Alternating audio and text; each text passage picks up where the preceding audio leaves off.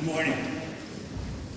As some of you know, especially the older students and faculty in some families, I had the privilege of teaching with Bud Flaherty, a history teacher here for 25 years. He was here for 41 years, and he died recently. There wasn't a day that went by that all of us who knew him didn't laugh about something. He had us laughing every minute of the day. Today, our third speaker, Kay Lane Nugget, will share his memories of his favorite history teacher and advisor from middle school. Okay?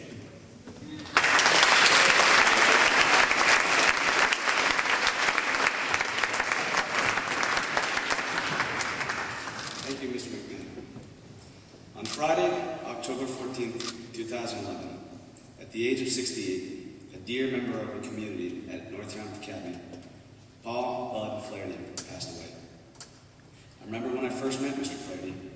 It was the second or third day of my 6th grade year, and as expected from a new student, I was completely lost.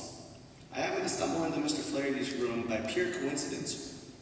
There was a pause as he glanced in my direction, still chugging the last of his morning coffee. I was still huffing and puffing from running all over the middle school, looking for the BOL class, or for those of you who don't like acronyms, the phenomenon of language. With an outstretched arm, he always stretched out his arm whenever he talked. You look familiar, he said to me. He said to me as I just stood there. Then his trademark, warm, intoxicating smile spread from his lips to each of his ears. You're Jenna's brother, aren't you? I nodded silently, not knowing if it was a good or bad thing to be related to Jenna. He laughed, exclaiming in his gravelly voice, "You look just like your sister Jenna." Mr. Flaherty then proceeded to make fun of my sister with me, telling me stories about how clumsy she was in middle school. She dropped books everywhere, Nugget, I'm telling you. She would even trip over the lines in the carpet. After a few minutes about jesting about Jenna, Mr. Flaherty asked, "You live right down 136 from me, don't you?" In Durham, living right next to someone could mean living within 500 feet of each other, or a full 2 miles apart. Fortunately, I had the honor of having Mr. Flaherty living 3 houses up the road from me. The order of the houses from me to Mr. Flaherty was, first, my house, second, my aunt's house, third, my grandparents' house, and finally, Mr. Flaherty's house. So in my mind, Mr. Flaherty was always a part of the Lane family. As many of you probably know, Mr. Flaherty loved his guns. All types of them. He collected pistols, rifles, and the occasional submachine gun, which happens to be illegal in Maine. Sometimes during a quiz or test in his class, Mr. Flaherty would be on eBay looking for the next piece to add to his collection. One time when I was in grade school, I was hanging out at my aunt's daycare center. I would be there up there all the time. Every afternoon around 4 or so, my cousins Jackson, Molly, Becca, and I would play a game of run from the shooter. The rules were simple. Be the last one standing. The game would always begin with a loud boom that echoed throughout the woods.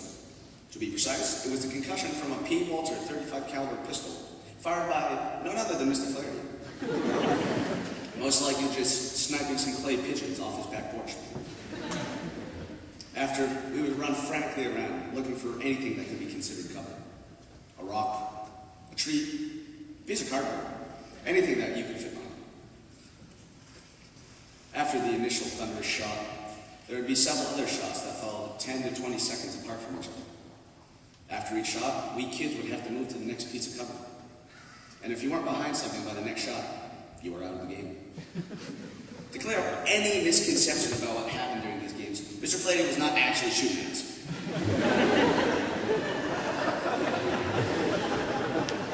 Most likely he was just shooting some clay targets, or a squirrel that strayed behind his house, some 200 to 300 yards away.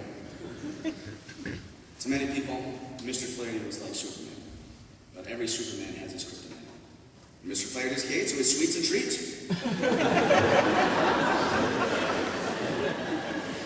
Every day, Mr. Flaherty would bring in a large lunchbox the size of a small duffel bag. It looked like something you would put your golf clubs in after a long day of chipping around the course.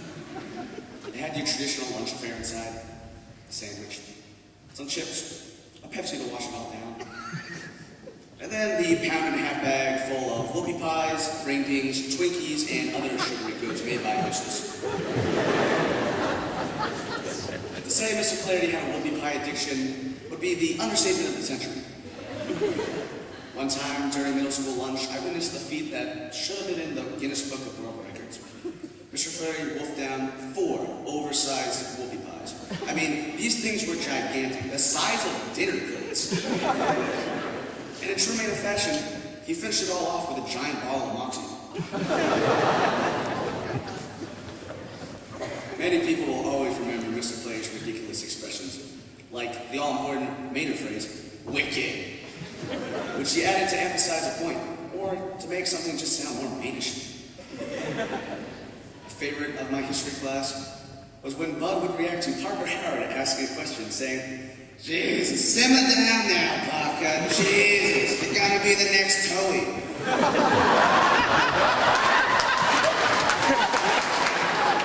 Both you guys are just one fly short of a Happy Meal, if you know what I mean. Mr. Flaherty's jokes always had everyone laughing. What made Mr. Flaherty a great teacher was his ability to make history just amazing. There was no other way to describe it. You could ask him to explain the rise and fall of the American mustard industry, and he would have you hooked within seconds. If you wanted a longer story, he could entertain you with numerous tales about Doberman pinschers, Vietnam, cats, or trains. He related to the kids at their level, humor and excitement, sharing a simple conversation about World War II or the French Revolution, and transforming it into a wild ride, making us all yearn for more every time he stepped out of his classroom. If you're sitting here today, I'd have to say this. I owe you a lot, Mr. Flaherty. You helped me develop a work ethic fit for a burly Durham man, and helped me believe in myself. To me, you're more than just a teacher. You were a friend whom I could talk to about the recent History Channel show about dogfights over Vietnam. You were an advisor to help me through rough nights at home and my girl problems. You were my family, a proud member of the Durham militia, and a grandfather to me. I will never forget your laughter, your smile, or the joy you brought to my life. I will never forget you, Mr. Flaherty. But still, I miss you so much. There are so many things I want to tell you. So many model airplanes I want to make with you. So many wacky stories about Kirk's Rent-A-Car and your days in Vietnam that I'll never get to hear. Durham isn't Durham without you, Mr. Flaherty. But I believe you wouldn't want us to dwell on your passing. Instead, the Bud Flaherty I knew would want us to remember the good times and forever carry those in our hearts. Because you dared to be a character, you changed history itself. I wish you happiness in the next life, and thank you for everything you've done in this world. Your student and proud member of the Paul Bud Flaherty Durham Militia, Nugget Lane. Thank you.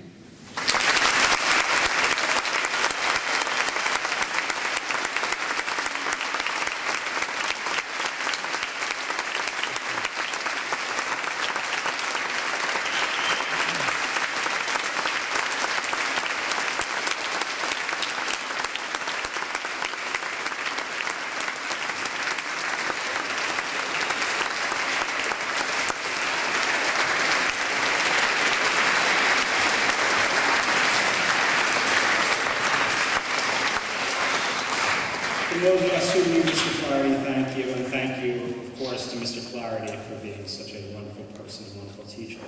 Thank you also to Ben and Anthony, and I hope everyone has a wonderful day. Thanks.